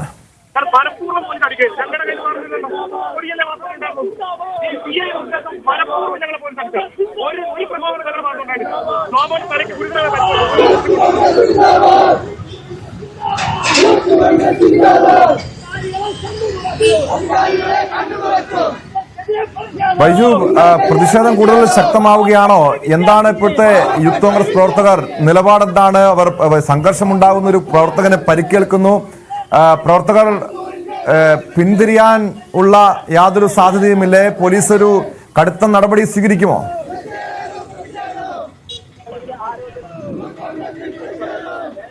ടോമെ, പ്രധാനമായും ആവശ്യപ്പെടുന്നത് യാതൊരു ഒരു പ്രകോപനവും ഇല്ലാതെയാണ് ഇത്തരത്തിൽ പോലീസ് അക്രമങ്ങളെ ക്രൂരമായി മർദ്ദിച്ചെന്നാണ് പറയുന്നത്. എന്തായാലും സമരം ഇവിടെ നിന്നും അവസാനിപ്പിക്കില്ല എന്ന് തന്നെയാണ് പ്രവർത്തകർ പറയുന്നത്. ശക്തമായ സമരം തുടരും എന്നും അവർ പറയുന്നുണ്ട്. എന്തായാലും നമുക്കവിടെ വാക്കുകൾ കേൾക്കാം. സമാധാനപരമായി സമരം നടത്തിയ യൂത്ത് കോൺഗ്രസിന്റെ സംസ്ഥാന ജനറൽ സെക്രട്ടറി ഗവൺമെന്റ് താഴെയാണ് ഇവിടെ അടിച്ചുകൊണ്ടിരിക്കുന്നത്. ഈ കേരളത്തിലെ പോലീസ് ഇവിടെ അടിച്ചുകൊട്ടിച്ചിരിക്കുന്നത് ഈ കേരളത്തിലെ പോലീസ്. ഈ പോലീസിനും ഈ മാനേജ്മെന്റിനെതിരെ ഇനിയും ശക്തമായ സമരങ്ങളുമായി യൂത്ത് കോൺഗ്രസ് മുന്നോട്ട് പോകുക തന്നെ ചെയ്യും. അതാണ് പറയുന്നത്. ശക്തമായ സമരവുമായി മുന്നോട്ട് പോകുമെന്നാണ് യൂത്ത് കോൺഗ്രസ് ഇപ്പോൾ വ്യക്തമാക്കുന്നത്. ഒരു പ്രകോപനവുമില്ലാതെ പോലീസ് ഇവരെ ലാത്തി ചാർജ് നടത്തി തല പൊട്ടി. ഞാൻ നേരത്തെ പറഞ്ഞ പോലെ സംസ്ഥാന ജനറൽ സെക്രട്ടറി ജോമോൻ ജോസഫിന്റെ തല പൊട്ടുന്ന സാഹചര്യം വരെ ഉണ്ടായിട്ടുണ്ട്. അതുകൊണ്ട് തന്നെ വലിയ പ്രതിഷേധം ആ കാര്യത്തിൽ പോലീസിന്റെ ഇവർ രേഖപ്പെടുത്തിയിട്ടുണ്ട്. എന്തായാലും ഇപ്പോൾ പ്രതിഷേധ സമരം 2 തവണയാണ് ഈ KSU യൂത്ത് കോൺഗ്രസ് മാർച്ചിൽ ലാത്തിചാർജ് നടത്തുന്ന സാഹചര്യം ഉണ്ടായത്. നേരത്തെ SFI നടത്തിയ മാർച്ചിലും സമാന അവസ്ഥ തന്നെയാണ് ഉണ്ടായിരുന്നത്. ഈ ആശുപത്രി കോമ്പൗണ്ടിനകത്തേക്ക് തള്ളിക്കയറാൻ ശ്രമിച്ചപ്പോൾ പോലീസിന് ലാത്തിചാർജ് നടത്തേണ്ടി വന്നു. അത്തരത്തിൽ അതിൽ ഒരു പോലീസുകാരനും ഒപ്പം ഒരു SFI പ്രവർത്തകനും പരിക്കേൽക്കുന്ന സാഹചര്യം കൂടി ഉണ്ടായിട്ടുണ്ട്. എന്നാലും ഈ ശക്തമായ പ്രതിഷേധം തുടരുകയാണ്. ഇതിൽ പ്രധാനമായും ഇവർ ആവശ്യപ്പെടുന്നത് ഈ നഴ്സിംഗ് വിദ്യാർത്ഥികൾ ഉന്നയിച്ച വാർഡിനെതിരെ കർശന നടപടി ഉണ്ടാകണം, അവർക്കെതിരെ കേസെടുക്കണം ഉൾപ്പെടെയുള്ള കാര്യങ്ങളാണ് ആവശ്യമാണ് ഇവർ ഉന്നയിക്കുന്നത്. എന്തായാലും 3:30 നടക്കുന്ന ചർച്ചയിൽ ഇത് സംബന്ധിച്ച് ഒരു തീരുമാനം ഉണ്ടാവുമെന്നാണ് നമുക്ക് മനസ്സിലാക്കാൻ സാധിക്കുന്നത്. പോലീസാണ് ഈ ചർച്ച വിളിച്ചു ചേർത്തിട്ടുള്ളതും ഈ സ്കൂളിലെ വിദ്യാർത്ഥിനികളും ഒപ്പം രക്ഷിതാക്കളും ഉൾപ്പെടെ ഈ ഏതായാലും ഇപ്പോൾ മാർച്ച് അവസാനിപ്പിച്ചിരിക്കുന്നു. യൂത്ത് കോൺഗ്രസിന്റെ മാർച്ച് അവസാനിപ്പിച്ച് പ്രവർത്തകർ തിരിഞ്ഞു പോകുന്ന ഒരു സാഹചര്യം നമുക്കിപ്പോൾ കാണാൻ സാധിക്കുന്നത്. ഏതായാലും സംഘർഷത്തിന് അയവ് വന്നു എന്ന് പറയാം. 2 തവണ ലാത്തിചാർജ് നടത്തിയപ്പോൾ യൂത്ത് കോൺഗ്രസ് പ്രവർത്തകർ മാർച്ച് അവസാനിപ്പിച്ച് അവർ പിരിഞ്ഞു പോകുന്നതാണ് നമുക്ക് തത്സമയമായ ദൃശ്യത്തിൽ കാണുന്നത്.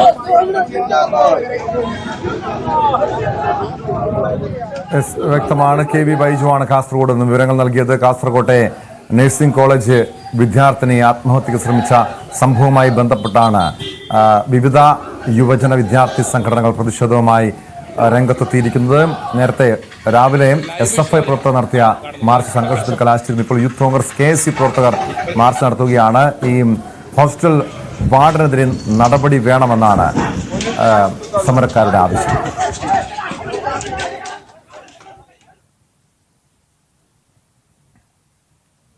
തിരുവനന്തപുരം നെടുമങ്ങാട് ITI 1ാം വർഷ വിദ്യാർത്ഥിനി തൂങ്ങി മരിച്ച സംഭവമാണ് സ്പോട്ട് ലൈവിന് പരിശോധിക്കുന്നത്. ഈ കേസിൽ പ്രതിശ്രുത വരനെ പോലീസ് ചോദ്യം ചെയ്യുന്നു. നെടുമങ്ങാട് സ്വദേശി സന്ദീപാണ് പോലീസിന്റെ കസ്റ്റഡിയിലുള്ളത്. ഇന്നലെയാണ് വഞ്ചുവം സ്വദേശിനി നമിതയെ ജീവനൊടുക്കിയ നിലയിൽ കണ്ടെത്തിയത്. വിശദാംശങ്ങളുമായി അരുൺ മോഹൻ ചേരുന്നു. അരുൺ, ഈ ITI 1ാം വർഷ വിദ്യാർത്ഥിനി നമിതയുടെ ആത്മഹത്യക്ക് പിന്നാലെ പ്രതിശ്രുത വരനെതിരെ ഗുരുതരമായിട്ടുള്ള ആരോപണങ്ങൾ ഉയർന്നു വന്നിരുന്നല്ലോ. ഇപ്പോൾ ഇയാളെ കസ്റ്റഡിയിലെടുത്തിട്ടുണ്ട്. എന്താണ് അങ്ങനെ ആത്മഹത്യാക്കുറിപ്പ്, ഇയാളെ അങ്ങനെ കുറ്റപ്പെടുത്തുന്ന രീതിയിൽ ഏതെങ്കിലും ഇതൊരു ആത്മഹത്യാക്കുറിപ്പ് അവിടെ നിന്നും കണ്ടെത്തിയിരുന്നോ?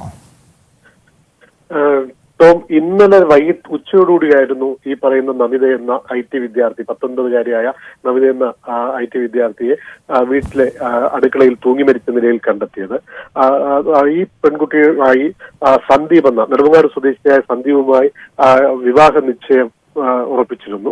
2 വർഷത്തെ പ്രണയത്തിന് ഒടുവിലായിരുന്നു ഇവരുടെ വിവാഹം നിശ്ചയിച്ചിരുന്നതെന്നാണ് നമുക്ക് മനസ്സിലാക്കാൻ കഴിഞ്ഞത്.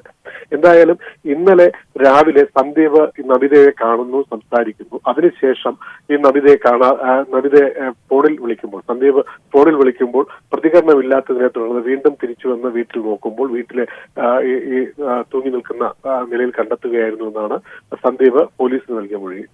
എന്തായാലും സന്ദീപും സമീപവാസികളും ചേർന്നായിരുന്നു ഈ നമിതയെ നെടുമങ്ങാട് ജനറൽ ആശുപത്രിയിൽ എത്തിച്ചത്. എന്നാലും ജീവൻ രക്ഷിക്കാൻ കഴിഞ്ഞില്ല. ഇപ്പോൾ കുട്ടിയുടെ മൃതദേഹം തിരുവനന്തപുരം മെഡിക്കൽ കോളേജ് ആശുപത്രിയിൽ മൃതദേഹ പരിശോധനയ്ക്ക് വിധേയമാക്കിയിരിക്കുകയാണ്. നമുക്ക് മനസ്സിലാക്കാൻ കഴിയുന്നത് ഈ കുട്ടിയുടെ മറ്റൊരാളുടെ ഫോൺ നമ്പർ ഇതിൽ കണ്ടതിൽ ചൊല്ലിയുള്ള തർക്കമാണ് ഇവർ കഴിഞ്ഞത്. എന്തായാലും സന്ദീപിനെ ഇപ്പോൾ നെടുമങ്ങാട് പോലീസ് കസ്റ്റഡിയിലെടുത്ത് ചോദ്യം ചെയ്തു വരുന്നു എന്നാണ് നമുക്കിപ്പോൾ പറയാൻ കഴിയുന്നത്. ടോം,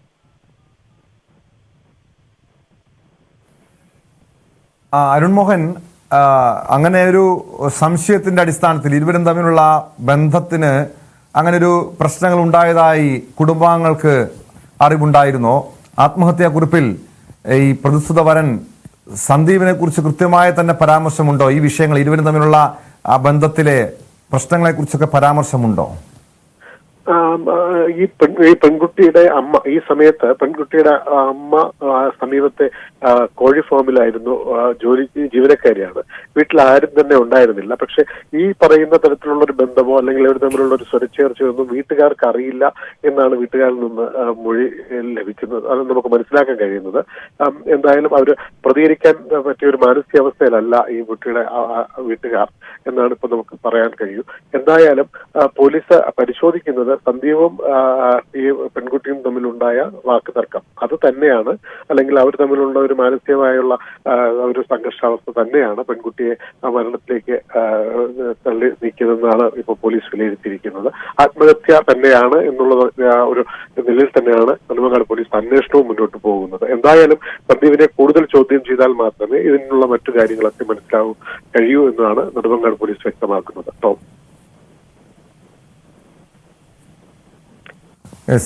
വ്യക്തമാണ്. അരുൺ മോഹനാണ് നെടുമങ്ങാട് നിന്നും വിവരങ്ങൾ നൽകിയത്. കോഴിക്കോട് കണ്ണഞ്ചേരിയിൽ പെട്രോൾ പമ്പ് ജീവനക്കാരനെ മർദ്ദിച്ച കേസിൽ പ്രതികൾ പിടിയിൽ.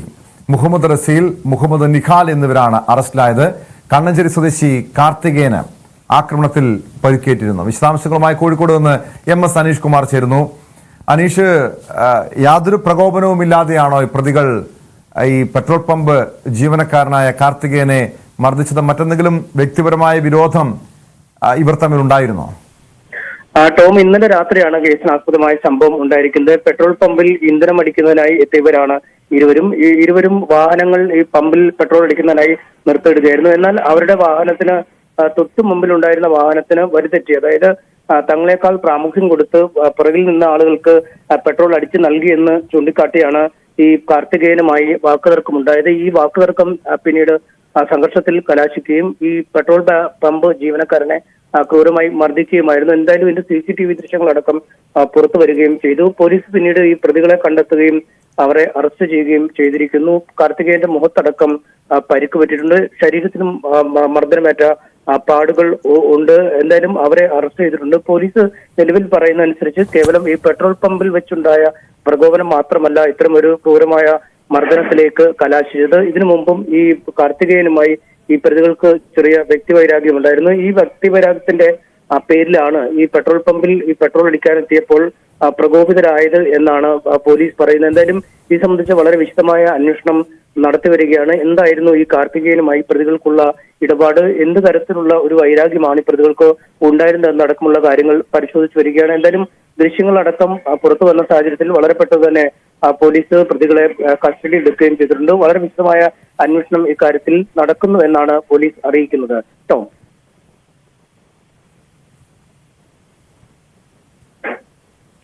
അങ്ങനെ ഒരു ക്രിമിനൽ പശ്ചാത്തലമുള്ള വ്യക്തികളാണോ അനീഷ് ഈ പ്രതികൾ, പിടിയിലായ പ്രതികൾ? കാരണം ഇങ്ങനെ പരസ്യമായി ഇങ്ങനെ ക്രൂരമായി ഒരു വ്യക്തിയെ ഉപദ്രവിക്കണം എന്നുണ്ടെങ്കിൽ, മർദ്ദിക്കണമെന്നുണ്ടെങ്കിൽ അവരുടെ ഒരു മാനസികാവസ്ഥ തന്നെ പരിശോധിക്കേണ്ടതാണ്. അത് ക്രിമിനൽ ബാക്ക്ഗ്രൗണ്ട് ഉള്ളവരാണോ ഇരുവരും? അവരെ കുറിച്ചുള്ള കൂടുതൽ അല്ലെങ്കിൽ ഒരു മറ്റു കേസുകളിൽ പ്രതികളാണോ എന്ന കാര്യത്തിൽ പോലീസ് പരിശോധിച്ചു വരികയാണ്. പക്ഷേ നിലവിൽ മറ്റു കേസിൽ പ്രതികളല്ല എന്ന് പറയുന്നു. പക്ഷെ ഇതൊരു കരുതിക്കുട്ടിയായിരിക്കാം ഇത്തരമൊരു സംഭവം ഉണ്ടാക്കിയത് എന്നൊരു നിഗമനം പോലീസിനുണ്ട്. കാരണം ഈ പെട്രോൾ പമ്പിലും മറ്റുമൊക്കെ വെച്ച് ഈ വരിതെറ്റി പെട്രോൾ അടിച്ചു നൽകി എന്നൊക്കെ പെട്ടെന്നുള്ള പ്രകോപനത്തിന് കാരണമായി വേണമെങ്കിൽ ചൂണ്ടിക്കാണിക്കാൻ പറ്റുന്നതാണ്. ഇത്തരമൊരു സാഹചര്യം പ്രതികൾ മനഃപൂർവ്വം സൃഷ്ടിച്ചതാണോ എന്നടക്കമുള്ള കാര്യങ്ങൾ പരിശോധിക്കുന്നുണ്ട്. പോലീസ് ഈ മുൻവൈരാഗ്യം എന്ന് പറയുമ്പോഴും എന്ത് തരത്തിലുള്ള വൈരാഗ്യമാണ് അല്ലെങ്കിൽ എന്ത് തരത്തിലുള്ള പ്രതികാരമാണ് ഈ കാർത്തികേയനോട് വീട്ടാനുള്ളത് എന്നതിനെ കുറിച്ച് കൃത്യമായ വിശദീകരണം നൽകുന്നില്ല. ഈ കാര്യങ്ങൾ വളരെ വിശദമായി തന്നെ അന്വേഷിച്ചു വരുന്നു എന്നാണ് പോലീസ് വ്യക്തമാക്കിയിരിക്കുന്നത്. സാധാരണ നമ്മൾ പലപ്പോഴും കണ്ടുവരുന്നതാണ് ഈ മുൻവൈരാഗ്യമുള്ള ആളുകൾ ആകസ്മികമായി ഉണ്ടാവുന്ന ഒരു സംഭവത്തിന്റെ പേരിൽ ഏറ്റുമുട്ടുന്നു എന്നടക്കമുള്ള ചില പ്രതീതി നിലനിർത്താൻ കഴിയും. പലപ്പോഴും ഈ കൊലക്കേസുകളിലും മറ്റുമൊക്കെ ഇത്തരം പ്രവണത കാണാറുള്ളത്. കാരണം മുൻപ് ഈ പല തരത്തിലുള്ള കേസുകളുമായി ബന്ധപ്പെട്ടവർ കൊമ്പ് കോർക്കുന്നെങ്കിൽ പോലും പിന്നീട് വളരെ നിസ്സാരമായ കാര്യങ്ങൾക്കായി പ്രകോപിതരാവുകയും അല്ലെങ്കിൽ പെട്ടെന്നുള്ള പ്രകോപനമാണ് ഇത്തരം ഒരു കൃത്യത്തിലേക്ക് നയിച്ചതെന്ന് വാദിച്ചു നിൽക്കാൻ കഴിയുന്നൊക്കെ തരത്തിൽ ഈ കുറ്റകൃത്യങ്ങൾ ആസൂത്രണം ചെയ്യുന്നത് നമ്മൾ കണ്ടിട്ടുണ്ട്. പക്ഷേ അങ്ങനെയുള്ള നീക്കങ്ങൾ മറ്റുമുണ്ടോ എന്ന് പോലീസ് വളരെ വിശദമായി പരിശോധിച്ചു വരികയാണ്. നിലവിൽ ഇരുവരും തമ്മിലുള്ള മുൻവൈരാഗ്യം എന്ത് അല്ലെങ്കിൽ എന്ത് കാര്യത്തിനാണ് ഇരുവരും കൊമ്പ് കോർത്ത് എന്നതിനെ കുറിച്ച് ഇപ്പോഴും പോലീസ് പുറത്തുവിട്ടിട്ടില്ല. ഒരുപക്ഷെ പ്രതികളെ ചോദ്യം ചെയ്ത ശേഷം ഇക്കാര്യത്തിലൊരു വിശദീകരണം നൽകുമെന്ന് നമുക്ക് കരുതാം. ടോം, വ്യക്തമാണ്. MS അനീഷ് കുമാറാണ് വിവരങ്ങൾ നൽകിയത്. കോഴിക്കോട് പെട്രോൾ പമ്പ് ജീവനക്കാരനെ മർദ്ദിച്ച കേസിലാണ് 2 പ്രതികളെ പോലീസ് അറസ്റ്റ് ചെയ്തത്. പത്തനംതിട്ടയിലെ നഴ്സിംഗ് കോളേജ് വിദ്യാർത്ഥിനി അമ്മു സജീവിന്റെ മരണത്തിൽ പുതിയ പരാതി. അമ്മുവിന്റെ കുടുംബമാണ് പോലീസിൽ പുതിയ പരാതി നൽകിയിരിക്കുന്നത്. ചുട്ടിപ്പാറ നഴ്സിംഗ് കോളേജിലെ സൈക്കാട്രി വിഭാഗം അധ്യാപകൻ സജിക്കെതിരെ പരാതിയിൽ പരാമർശമുണ്ട്.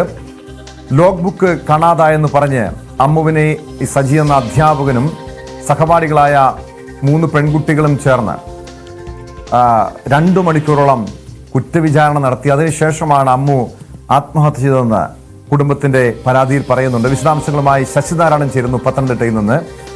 ശശിനാരായണൻ, ഇതിനു മുൻപ് ഈ അധ്യാപകൻ സജിക്കെതിരെ ഈ കുടുംബത്തിന് ആക്ഷേപം ഉണ്ടായിരുന്നു, പരാതി ഉണ്ടായിരുന്നു. ഇപ്പോൾ ഏത് സാഹചര്യത്തിലാണ് ഇവർ ഈ അധ്യാപകനെതിരെ പരാതിയുമായി പോലീസിനെ സമീപിച്ചിരിക്കുന്നത്? ടോം, ഈ അധ്യാപകനെതിരെ ഇന്നാണ് കുടുംബം പരാതി നൽകിയത്. ഇതിന്റെ ഇടയ്ക്കെല്ലാം പത്തനംതിട്ടയിൽ അമ്മു സജീവിന്റെ അച്ഛൻ സജീവൻ പത്തനംതിട്ടയിൽ വന്ന് പോലീസിന് മൊഴി നൽകുകയൊക്കെ ചെയ്തു. പക്ഷെ ഇന്നാണ് പുതിയൊരു പരാതി ഈ കോളേജിലെ ചുട്ടിപ്പാറ നഴ്സിംഗ് കോളേജിലെ സൈക്കാട്രി വിഭാഗം അധ്യാപകനായ സജിക്കെതിരെ ഒരു പുതിയ പരാതി നൽകിയിട്ടുള്ളത്. പരാതിയിൽ പ്രധാനമായും പറയുന്നത് ഈ ലോഗ് ബുക്ക് കാണാതായതുമായി ബന്ധപ്പെട്ട് ഈ അമ്മുവിനെ വിളിച്ചു വരുത്തുകയും അമ്മുവിനെ ഒപ്പം പ്രതികളായ 3 വിദ്യാർത്ഥികളെ വിളിച്ചു വരുത്തിയ ശേഷം അവരുടെ മധ്യത്തിൽ വെച്ച് അമ്മുവിനെ കുറ്റവിചാരണ നടത്തി എന്നുള്ളതാണ് ഇതിന്റെ ഏറ്റവും പ്രധാനപ്പെട്ട കാര്യം. ആ ലോഗോ ബുക്ക് കണ്ടെത്തുന്നതിന്റെ ഉത്തരവാദിത്വം അമ്മുവിനാണ് എന്ന് പറഞ്ഞ് മാനസികമായി പീഡിപ്പിക്കുന്ന ഒരു സാഹചര്യം ഉണ്ടായി. കൗൺസിലിംഗ് അല്ല, മറിച്ച് കുറ്റവിചാരണ നടത്തി എന്നുള്ളതാണ് ഇതിന് എടുത്തു പറയേണ്ട കാര്യം. അതിന്റെ ഒരു മാനസിക വേദനയും പീഡനവുമാണ് അമ്മ മരിക്കാനുണ്ടായ കാരണമെന്നാണ് പിതാവ് സജീവൻ ഇപ്പോൾ പോലീസ് അറിയിക്കുന്ന പരാതിയിലുള്ളത്. അത് ഈ കുറ്റവിചാരണ നടത്തി പ്രതികളായ 3 വിദ്യാർത്ഥികളുടെ സാന്നിധ്യത്തിൽ വെച്ച് ഈ സജി എന്ന് പറയുന്ന അധ്യാപകൻ അമ്മുവിനെ ഇത്തരത്തിൽ മാനസികമായി പീഡിപ്പിച്ചു എന്നുള്ള കാരണം കൂടി ചൂണ്ടിക്കാണിക്കുന്നു. അതിനുശേഷമാണ് അമ്മു അന്ന് ഹോസ്റ്റലിൽ തിരികെ എത്തുകയും അന്ന് വൈകിട്ട് വീണ് മരിക്കുകയുമായിരുന്നു എന്നുള്ളതാണ് കുടുംബം ആരോപിക്കുന്നത്. അതുകൊണ്ട് തന്നെ അദ്ദേഹത്തിനെ പ്രതി ചേർക്കണമെന്നൊരു ആവശ്യം കൂടി കുടുംബം മുന്നോട്ട് വെച്ചിരിക്കുന്നു. അതായത് ഈ കേസുമായി ബന്ധപ്പെട്ട് കോളേജ് അധികൃതരുടെ ഭാഗത്തു നിന്നുള്ള ഒരു വ്യക്തിക്കെതിരെയുള്ള പുതിയ പരാതി ഇപ്പോൾ ഈ കേസുമായി ബന്ധപ്പെട്ട് വന്നിരിക്കുന്നു എന്നുള്ളതാണ് നമുക്ക് ഈ കേസുമായി ബന്ധപ്പെട്ട് പറയാനുള്ള കാര്യം. എന്തായാലും ഈ അമ്മു സജീവിന്റെ മരണവുമായി ബന്ധപ്പെട്ട് കോളേജ് അധികൃതർക്കും പങ്കുണ്ട് എന്ന് നമുക്ക് പറയാൻ കഴിയുന്ന തരത്തിലേക്ക് കാര്യങ്ങൾ പോകുന്നു. അവിടെ കൗൺസിലിംഗ് അല്ല നടത്തിയത്, മറിച്ച് അത് നേരത്തെ തന്നെ അത്തരം ആരോപണങ്ങൾ പുറത്തു വന്നതാണല്ലോ ശശിനാരായണൻ. കാരണം ഈ 3 പെൺകുട്ടികളും അമ്മു സജീവനെ മാനസികമായി ചൂഷണം ചെയ്തിരുന്നു. പിന്നീട് അവർ പ്രതി ചേർക്കപ്പെട്ടു, അറസ്റ്റിലായി. ഇവിടെ ഈ പെൺകുട്ടികളെ ആരോപണ വിധേയരായ അല്ലെങ്കിൽ പ്രതികളായി കേസിൽ പ്രതികളായിട്ടുള്ള പെൺകുട്ടികളെ കോളേജിലെ അധ്യാപകരും കോളേജ് അധികൃതരും സംരക്ഷിച്ചുവെന്ന ആരോപണം കുടുംബം നേരത്തെ മുതൽ തന്നെ ഉന്നയിച്ചതാണ്. ഇപ്പോൾ ഈ പുതിയ ആരോപണത്തിൽ, പുതിയ പരാതിയിൽ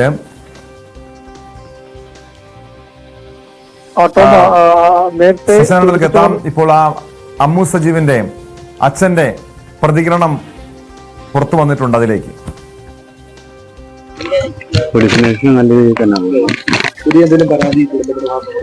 കൊടുത്തിട്ടുണ്ട്. അന്ന് ഈ 15-ാം തീയതി ഇവിടെ സജി എന്നും പറഞ്ഞിട്ടൊരു സൈക്കാട്രിയുടെ സാറുണ്ട്. അദ്ദേഹം ഇവിടെ 2 മണി തൊട്ട് 4 മണി വരെ ഒരു റൂമില്, ഞങ്ങൾ ഇന്നറിഞ്ഞു വരുന്നതായിരുന്നു, റൂമില് വിളിച്ച് നിർത്തിയിട്ട് ഈ മറ്റേ പ്രതികളെ 3 കുട്ടികളെ ഓപ്പോസിറ്റ് സൈഡിൽ നിർത്തിയിട്ട് ഇവിടെ ഈ ഒരു സൈഡിൽ നിർത്തി ഓരോ കുട്ടികളെയും വിളിച്ച് ഒരു കൗൺസിലിംഗ് അല്ലായിരുന്നു, ഒരു കുറ്റവിചാരണ പോലായിരുന്നു അവളെ ചെയ്തത്. അങ്ങനെ അത് ഇന്നാണ് ഞങ്ങൾ ഈ ഡീറ്റെയിൽസ് അറിയുന്നത്. എന്നിട്ട് ഇയാള് ഒരു അമ്മു നിരപരാധിത്വം തെളിയിക്കണമെന്നും പറഞ്ഞിട്ട് ഇയാള് പറഞ്ഞു. അതിൽ നല്ല മനോവിഷമം ഉണ്ടാവും. ഓക്കെ,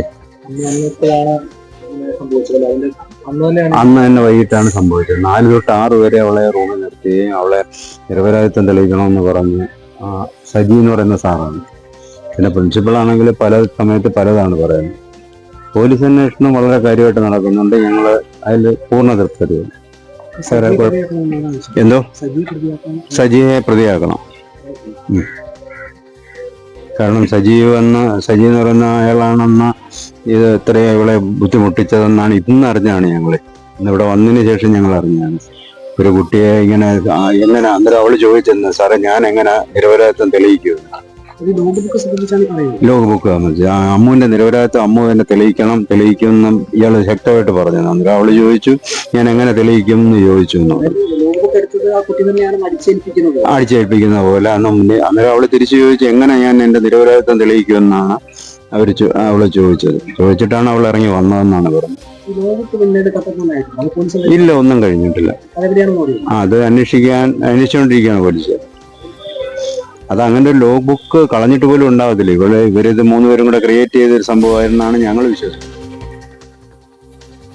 പത്തനംതിട്ടയിലെ നഴ്സിംഗ് കോളേജ് വിദ്യാർത്ഥിനി അമ്മു സജീവന്റെ പിതാവ് സജീവനാണ് ഇപ്പോൾ മാധ്യമങ്ങളോട് പ്രതികരിച്ചത്.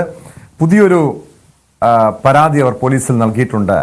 അമ്മുവിന്റെ മരണത്തിൽ അധ്യാപകനായിട്ടുള്ള സജിക്കും ആത്മഹത്യയിൽ പങ്കുണ്ട്.